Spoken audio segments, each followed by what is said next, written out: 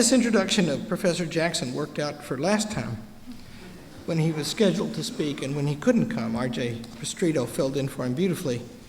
And he couldn't come because Gina had given him another baby, and they were going to bring it home from the hospital, and he wouldn't miss that. I guess he thought Gina might drop it. And my introduction last time was that I was going to use the occasion to settle the dispute that Gina and I have. Is Gina here? She's going to come sometime. But her presence is here in a way that I'm about to make known to you. Because she and I have been arguing for years what he looks like. She claims he looks like a hobo, and I claim that he looks like Rasputin, the mad monk. Or else he looks like the great uncle of Raymond Spiotta.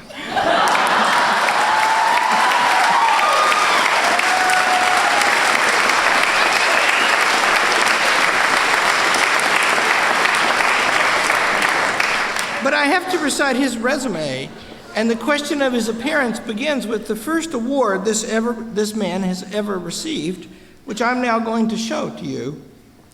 He was the calendar boy for the Big Boy Market in Modesto, California.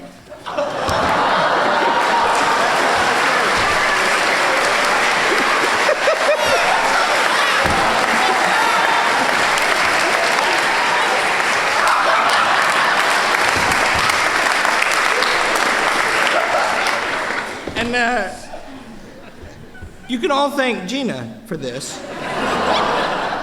And lest this should ever be forgotten, there are about 200 copies of this photograph back there for any of you who want them to take with you.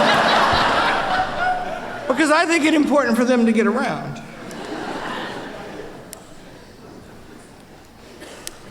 Justin Jackson is a very unusual man. He comes from Modesto, see, calendar boy. What does he do? Medieval literature. He knows Old and Middle English. He probably knows all the literature we have from it nearly by heart. He is this kind of a teacher. He has broken down the parts of the teaching art into its component parts. And he is beloved by all of the students to whom he so consistently gives C's. I had the pleasure of a 2-hour conversation with him. It probably wasn't pleasurable to him, but it was so much fun to me because he pours forth how to do it. And he can state exactly what he wants them to be able to do. They must learn to analyze literature.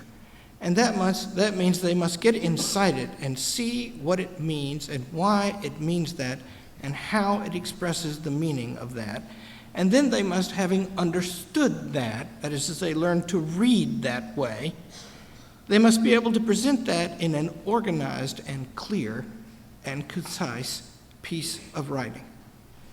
And that is such a difficult thing to learn how to do. And if you, prospective students, learn how to do that thing, you will be a different person than anything else could make you into be. And one of the few best people I have ever seen at the teaching of how to do that thing is our beloved Justin Jackson.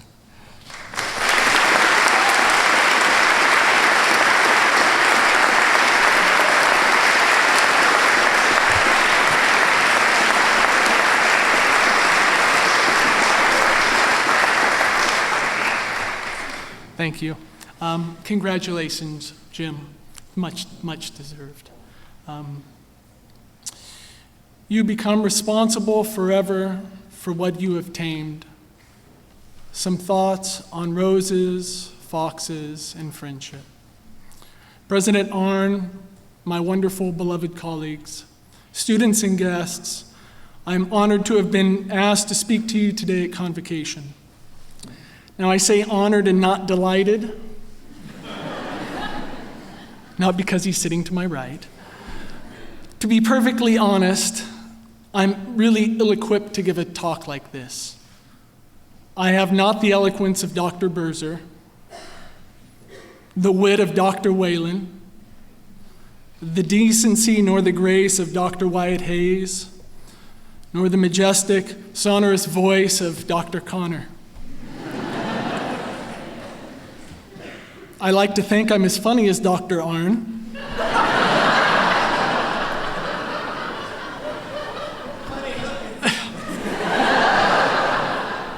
But those sorts of jokes get you fired if you're not the president of the college.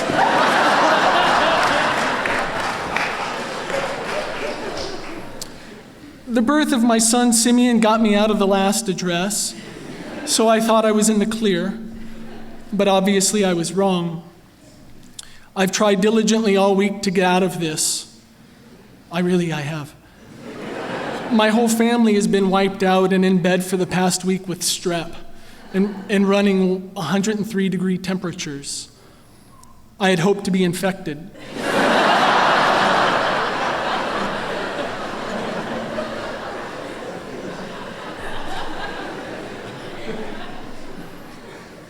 My daughters thought it rather strange, though entertaining, that I kept licking their hands and faces.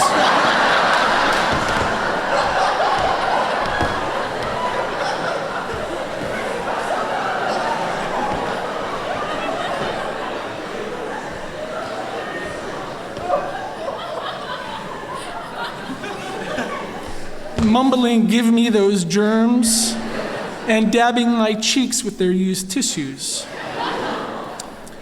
Yesterday, I actually offered Dr. Sundahl $10 to hit me with his car.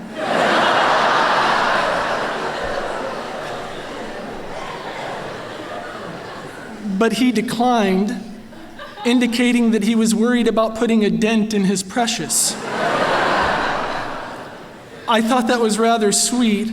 He's never called me his precious before.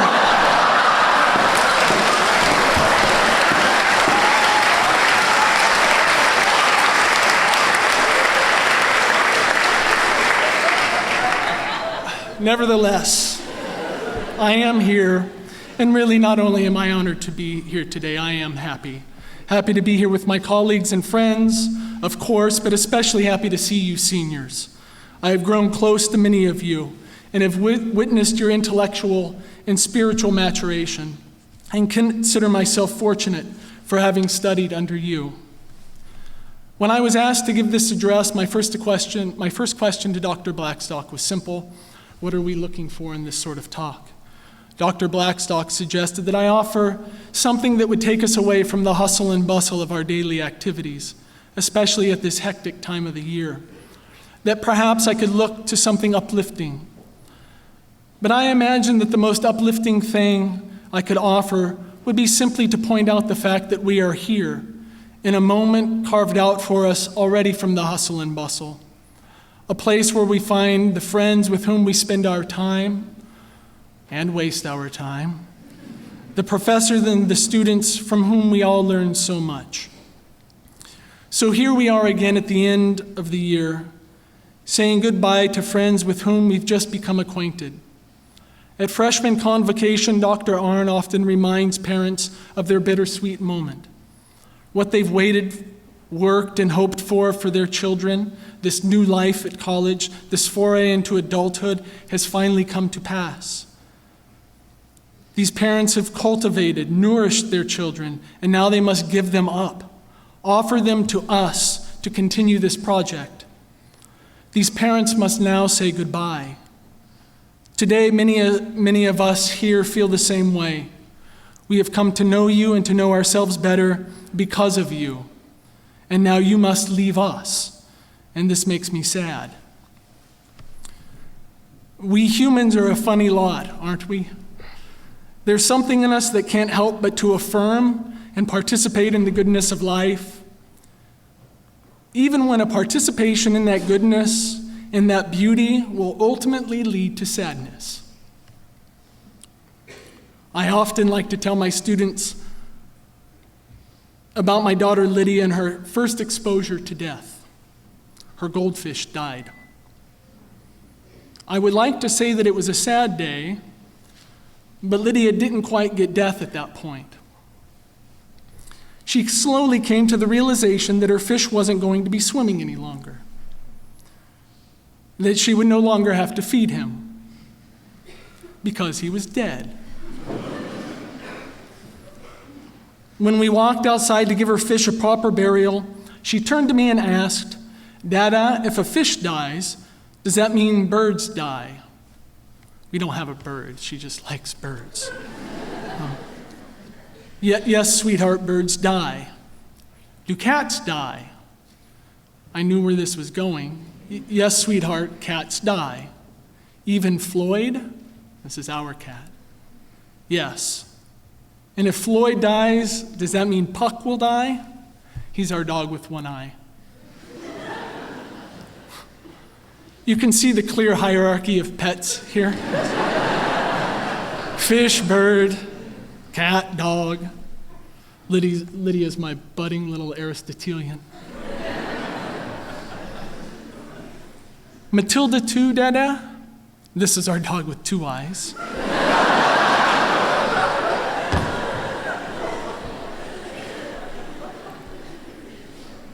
Yes, sweetheart.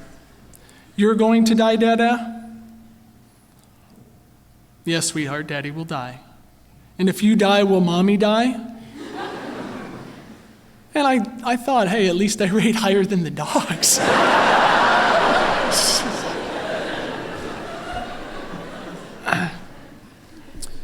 Yes, sweetheart, Mommy will die. And will I die, Dada? See how much fun parenthood is. Yes, sweetheart, you will die. I tried to explain that though we die, we don't really die, but this explanation didn't really interest her. Lydia looked down at the grass as we walked, took a few more steps, looked back, and asked, "Can I have another fish?" And with this single question, the pronouncement of her desire for the responsibility to feed a goldfish, to name it, to watch it swim, to watch it die and to bury it. With all of this, my 3-year-old simultaneously rejected the absurdity and meaninglessness of death and suffering and affirmed the beauty of God's creation. Affirmed and accepted our vocation, indeed life itself, a life of responsibility, and with that responsibility of vulnerability. For a brief moment, a very brief moment, she stood at the crossroads of nihilism. To see humans as simply beings unto death, that all is in fact vanity. And she rejected it and wished to accept her role as a person who needs to be responsible for others, a person who needs to feed a fish. The title of my talk, a line taken from the book The Little Prince, "You become responsible forever for what you have tamed," seemed rather appropriate today. As I look out into the audience, I see only an affirmation of what it means to be human. I see students for whom we as faculty are responsible. Students who came to this college to have their minds cultivated, their souls tamed. And this is really true. When you enrolled at Hillsdale College, you asked to be tamed. You came to our classes, to our office hours, and requested, "Please tame me." And we obliged happily. To our guests here today, a bearded, unkempt, ogreish-looking man declaring that we have tamed these students must seem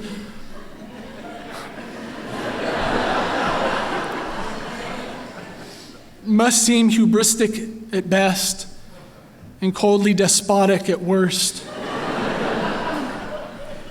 But here is the secret so many of these students, and certainly all of my colleagues, have discovered. In the act of taming someone about whom we care, we too become tamed. The act of taming implies not domination, not some sort of condescending didacticism, but an act of responsibility, of self-giving, of vulnerability for both parties. And as much as we try to help shape the minds and souls of our students, so are our minds and souls shaped by them. I'm willing to argue that there is an intellectual and spiritual give and take going on in office after office on this campus on a daily basis. A student comes to the office of the professor with a paper, her thoughts on Aristotle and C.S. Lewis, perhaps even her deeply held beliefs, a paper which contains not simply clever thoughts strung together, not simply footnotes to show she's read the relevant literature, but something of the student's essential being, something invisible to the eye, but something more real, more palpable than the paper on which the student has communicated her thoughts. She has learned in some way how to think from us, having been tamed or perhaps still being tamed, and aren't we all? She offers something back to us when she hands us the paper, not our thoughts regurgitated, but our thoughts appropriated, taken on by her own experience, her own thoughts, and communicated back to us through her own words. She offers us something outside of ourselves back to us, a gift. Perhaps she even offers our very personhood back to us. She tames us, for she has actually been responsible for us all along. This is perhaps the very secret many of you now must understand as you're about to leave this campus. To get a job, to get married, and horror of horrors, to have children. All of this time when you thought you lived under the thumb of your parents as they tried to direct you in your various endeavors, be it by rules or by finances, they were trying to tame your young spirit. Well, you were right in thinking this. This is exactly what they were trying to do. They were taming you, directing you. But here's what you may not know. You've always had the upper hand. You were never the servant in this relationship. You were always the master. You were being tamed, but in doing so, your parents offered themselves as a gift to you, and now it's your turn. You are now the ones who must go out and do the taming, and yet always remain mindful that the first gesture of taming, the first true act of love, is vulnerability, the willingness to suffer, a recognition that you too will be tamed. And this is what it means to be human. I hope everyone will forgive me for this, but today I'm going to read from The Little Prince. It's a wonderful little children's book and seems apropos for today.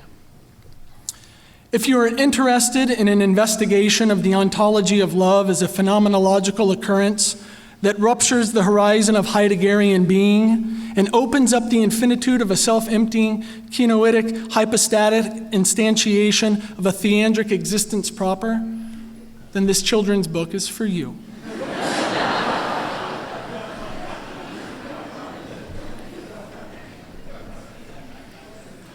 But today I simply want to focus on a scene when the little prince encounters a fox and learns a little something about his love for his rose back on his home planet, asteroid B612. I simply wish to read this to you and will resist the urge, perhaps for once in my life, to comment on this piece of literature. The little prince asked, "What does that mean, tame?" "It is an act too often neglected," said the fox.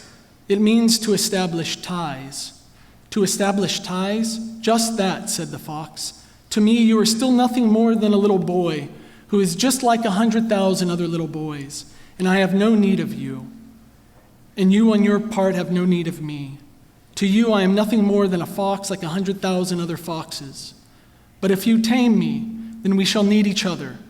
To me, you will be unique in all the world. To you, I shall be unique in all the world." "I am beginning to understand," said the little prince. "There is a flower. I think that she has tamed me." The fox gazed at the little prince for a long time. "Please tame me," he said. "I want to very much," the little prince replied, "but I have not much time. I have friends to discover and a great many things to understand." "One only understands the things that one tames," said the fox. "Men have no more time to understand anything. They buy things already made at the shops, but there is no shop anywhere where one can buy friendship. And so men have no friends anymore. If you want a friend, tame me." So the little prince tamed the fox. And when the hour of his departure drew near, "Ah," said the fox, "I shall cry." "It is your own fault," said the little prince. "I never wished you any sort of harm, but you wanted me to tame you." "Yes, that is so," said the fox. "But now you are going to cry," said the little prince. "Yes, that is so," said the fox. "Then it has done you no good at all." "It has done me good," said the fox, "because the color of the wheat fields." And then he added, "Go and look at the roses. You will understand now." I'm sorry, I can't read The Little Prince without showing you the pictures. He took so long to draw them. "That yours is unique in all the world, then come back to say goodbye to me, and I will make you a present of a secret." The little prince went away to look again at the roses. "You are not at all like my rose," he said. "As yet you are nothing. No one has tamed you, and you have tamed no one. You were like my fox when I first knew him. He was only a fox like 100,000 other foxes, but I made him my friend, and now he is unique in all the world." And the roses were very much embarrassed. "You are beautiful, but you are empty," he went on. "One could not die for you. To be sure, an ordinary passerby would think that my rose looked just like you, the rose that belongs to me. But in herself alone, she is more important than all the hundreds of you other roses, because it is she that I have watered, because it is she that I have put under the glass globe, because it is she that I have sheltered behind the screen, because it is for her that I have killed the caterpillars, except the 2 or 3 that we saved to become butterflies. Because it is she that I have listened to when she grumbled or boasted, or even sometimes when she said nothing, because she is my rose." And he went back to meet the fox. "Goodbye," he said. "Goodbye," said the fox. "And now here is my secret, a very simple secret. It is only with the heart that one can see rightly. What is essential is invisible to the eye." "What is essential is invisible to the eye," the little prince repeated, so that he would be sure to remember. "It is the time you have wasted for your rose that makes your rose so important." "It is the time I have wasted for my rose," said the little prince, so that he would be sure to remember. "Men have forgotten this truth," said the fox, "but you must not forget it. You become responsible forever for what you have tamed. You are responsible for your rose." "I am responsible for my rose," the little prince repeated, so that he would be sure to remember. And so, my dear seniors, I want to thank you for the time we have wasted together. It has been a pleasure.